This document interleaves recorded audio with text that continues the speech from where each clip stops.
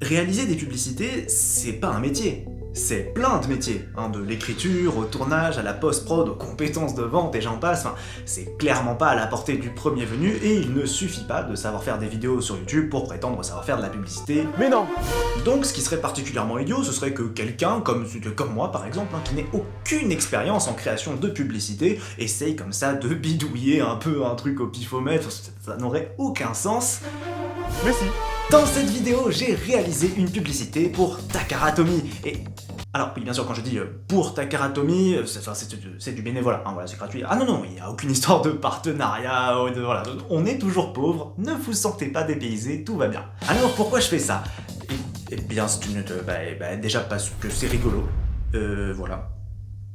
Et puis en plus, si jamais j'y arrive, eh ben ça peut toujours nous faire un short, un reels, un TikTok, un truc que je peux utiliser pour promouvoir Beyblade, et puis notre chaîne aussi par la même occasion. Une Stone Mont Blanc 2 coups, j'ai envie de dire. Donc c'est parti, première étape, et bien évidemment, trouver déjà une idée, commencer à écrire un scénario, à mettre en place un storyboard, quoi,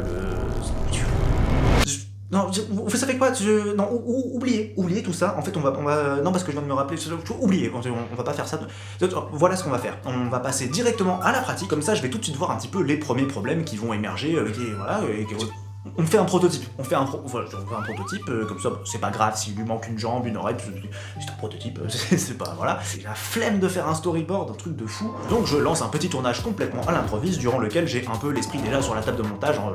Je suis en train de composer au fur et à mesure que j'avance, hein. Je réfléchis à quoi va me servir ce plan-là, de quoi je peux avoir besoin en plus, voilà. Et de manière assez naturelle, je sors tout de suite le fond vert, en fait, parce que j'ai vu beaucoup de publicités qui ont tendance à utiliser plein d'effets spéciaux, voilà. Et je suis assez curieuse de savoir ce que moi je serais capable de faire, en fait, avec mon humble niveau actuel en termes de montage. Donc voilà, on va partir sur quelque chose qui va être très visuel, et à la fin de ce tournage, je me retrouve avec une vague idée à peu près de ce que je veux faire. En gros, on va suivre le trajet d'une Nightmail. Pourquoi Nightmail? Parce que j'aime bien, je trouve elle est jolie, voilà. Donc on suit le trajet d'une Nightmail qui va passer à travers différents bancs avec des choses Beyblade, tout ça autour, voilà. Et ce jusqu'à un drop musical, passé lequel on va présenter en fait les différents types de Bey, hein, attaque, défense, endurance, équilibre, parce que l'intention derrière cette publicité, ça va globalement être de dire, 1, Beyblade, ça existe toujours, et 2, il y a plein de types de jeux différents, il y a plein de combinaisons possibles, trouvez votre propre stratégie, voilà. Donc j'arrive au montage avec quelques rushs et tout ça en tête, je commence à faire ma petite tambouille, et sans surprise, les ennuis ne tardent pas à arriver, hein. Typiquement, par exemple, le fond vert, hein. Le fond vert, c'est une bonne idée, le fond vert. En tout cas, ça part d'une bonne intention, mais encore faut-il savoir s'en servir, hein. C'est la petite notion qui me... Voilà, en fait, j'ai essayé de reproduire une technique de cinéma à l'ancienne, hein, qui consiste à poser un objet devant un fond vert, et à faire bouger en fait la caméra autour de l'objet, de sorte à donner l'impression que c'est l'objet qui bouge, et non la caméra, voilà, une fois que le fond vert est retiré. Une technique qui était très utilisée par exemple pour faire bouger les vaisseaux dans les films, hein, où on faisait bouger la caméra autour de la maquette du vaisseau, voilà. Alors dans l'idée c'est très cool, le souci c'est que pour ça il faut faire des travelling parfaits, parce qu'à la moindre petite secousse, c'est ton objet en fait qui a une secousse bizarre à l'écran, et du coup ça rend pas bien, c'est dégueulasse, et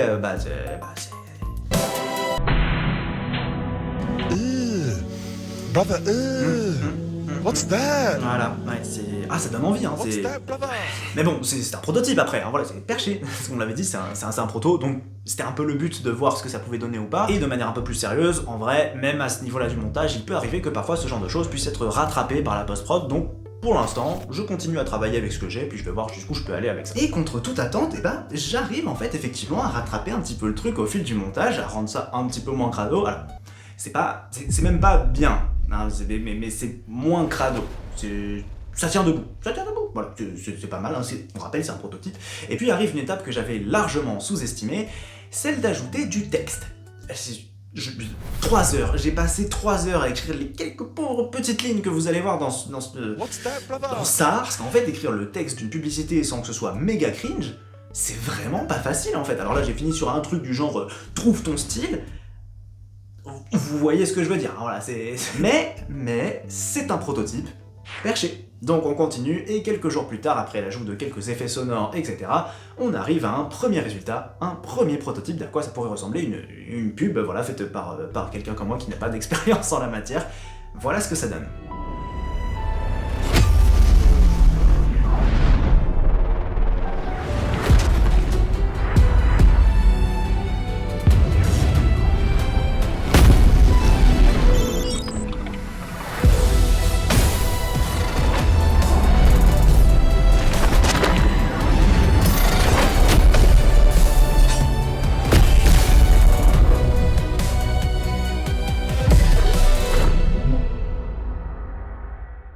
Ouais, franchement, pour un truc fait au pifomètre comme ça, ouais, je suis pas peu fier, ouais. Mais il est temps de se montrer critique parce qu'après tout, c'est un peu le but d'un prototype, hein, d'essayer de voir quels ont été les problèmes pour faire mieux ensuite. Et bah, il y a quand même un problème qui est assez évident à mes yeux, en fait, en regardant ça, c'est saturé d'effets spéciaux, mais il y en a partout, ça dégueule. En fait, il y en a trop, il y en a, c'est super cheap, en fait, hein, tout simplement, parce que bah oui, des effets spéciaux faits avec beaucoup de budget, de la 3D, des éléments et des particules et tout ça comme ça, bah oui, ça peut rendre très bien.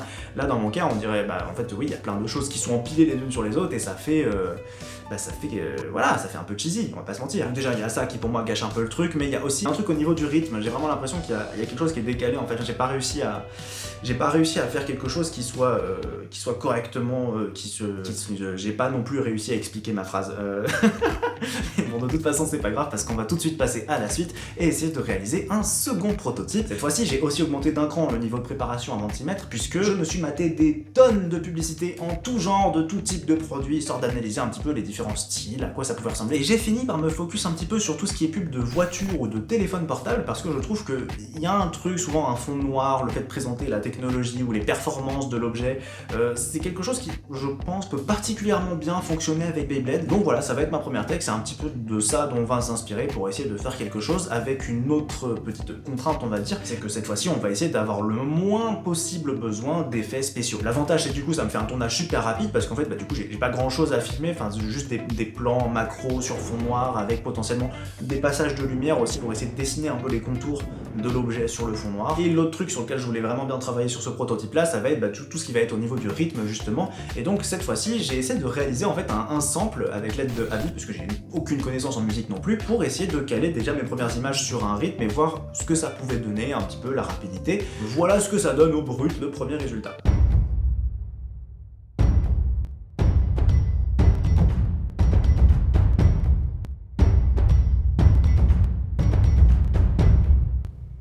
Bah j'aime pas. Bah voilà, c'est... Bah non, alors les images elles sont très jolies, hein, ça rend bien, mais c'est le... Bah le son, il est à chier, quoi. Alors ça donne un rythme, hein, ça me permet de voir que les images fonctionnent bien, mais... Ouais, on va pas rester là-dessus. Donc à ce moment-là du montage, complètement sur le tas, je décide de repartir à zéro avec les mêmes images et de complètement changer la musique. Et à partir de là, ça part en cacahuète. Parce qu'en fait, à force de caler mon montage sur la musique et d'en suivre le rythme, bah petit à petit, je commence à réaliser que ce que je suis en train de faire, c'est pas ce qu'elle me demande la musique, c'est-à-dire qu'elle a quand même un gros drop super épique après, il y a du violon et j'adore, mais du coup ça colle pas du tout avec la DA du début de la vidéo, et donc il y a un moment dans la vidéo où il faut que l'image suive le changement de la musique parce que bah, sinon ça va pas, sinon c'est plus, ça ne marche plus. Et je trouve que bien souvent, un montage, c'est comme un dessin. Parfois, il faut savoir suivre ce qu'il est en train de te montrer ou de t'indiquer plutôt que ce que t'avais toi en tête à la base, et ça finit d'ailleurs souvent par être mieux comme ça. Donc bah écoutez, on va faire ça, tant pis, on va dévier un petit peu du style qu'on avait choisi à la base, et puis on va voir ce que ça donne. Et en fait, à écouter la musique, je me retrouve très rapidement à avoir envie de faire un truc très centré autour de la chaîne, plus particulièrement autour de toutes les rencontres qu'on a pu faire et de tous les gens avec qui on a pu jouer, participer, tout ça dans la communauté, que ce soit BXB ou les gens qui nous ont rejoints depuis Paris sur certains tournois. Donc je me retrouve à aller chercher dans toutes nos anciennes vidéos tous les petits passages où les gens rigolent, où genre il y a de la bonne humeur, ou voilà, plus avec quelques bons extraits de combat, des scènes un peu, puis voilà, j'essaie de mélanger un petit peu tout ça, et au final, voilà ce que ça donne.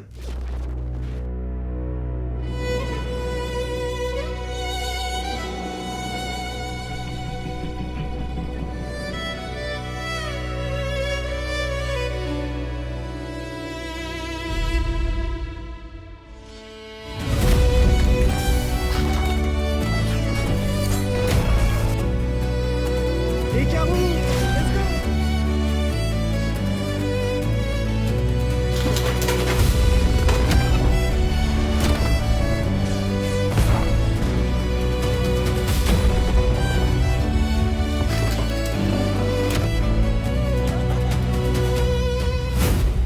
Oh, j'aime bien, j'aime bien. Non, vraiment, je suis très satisfaite du résultat de celle-là, surtout pour un second prototype qui, je le rappelle, est aussi fait un petit peu à l'impro, hein, à part un peu d'inspiration avant, globalement, voilà, j'ai rien écrit, donc pour un deuxième proto, franchement, c'est pas mal. Et surtout, j'ai appris plein de trucs. Juste avec ces 2 protos là, j'ai vraiment appris plein de choses. Et ça tombe bien puisque bah, j'ai un peu dans l'idée en fait de faire de ce que je viens de faire là une série de vidéos. Parce qu'en fait, j'ai plein d'autres idées de plein d'autres styles de montage et même pas que publicitaire d'ailleurs que je pourrais faire autour de l'idée de promouvoir le Beyblade. Et je trouve que c'est un exercice intéressant en fait d'essayer de trouver un autre style que ce que moi j'ai l'habitude de faire et d'essayer de m'y adapter avec mes connaissances et de voir ce que je peux réussir à faire, quitte à mater des fois quelques tutos ou autre. Donc bah à vous de me dire en fait, j'espère vraiment que cette vidéo vous aura intéressé, qu'elle vous aura plu. Alors oui, ça sort un peu du spectre de juste Beyblade, on parle un petit peu montage, un petit peu technique, tout ça, mais je trouvais que ça pouvait aussi être un sujet intéressant. Donc voilà, en tout cas si ça vous a plu, pensez à vous abonner, pensez à liker, pensez à partager surtout, on prend tout le soutien qu'on peut recevoir en fait. Si vous voulez même aller plus loin, on a un Tipeee, si vous en avez les moyens, voilà, vous pouvez aussi nous soutenir de cette manière-là. J'en profite pour adresser un gigantesque merci à tous nos tipeurs bien évidemment, surtout que là récemment en plus j'ai une softbox pour le fond vert qui a rendu l'âme et donc bah, j'ai dû la remplacer. Ouais, là en ce moment ça aide bien pour le matos, pour la chaîne et puis même bah, pour continuer à avoir les nouvelles sorties, pour pouvoir vous les présenter, faire des vidéos, tout ça. Donc voilà, merci du fond du cœur. Voilà, c'était une petite vidéo, c'est pas un gros truc non plus, mais les prochaines risquent d'être beaucoup plus costauds hein, puisqu'on a la vidéo de notre dernier tournoi qui va arriver. On va probablement aussi avoir un deuxième jeu comme celui qu'on a fait avec Abby dans la dernière vidéo, mais enfin, sur un autre jeu du coup avec d'autres gens aussi, mais une vidéo un petit peu dans ce même genre de concept un peu fit and fun, et peut-être même une vidéo un peu plus scénarisée aussi juste après ça, enfin bref. Tout ça pour dire que 2026, on est de retour, on a plein de choses à vous proposer et on a hâte de voir si ça va vous plaire. Moi je vous dis à la prochaine et des bisous.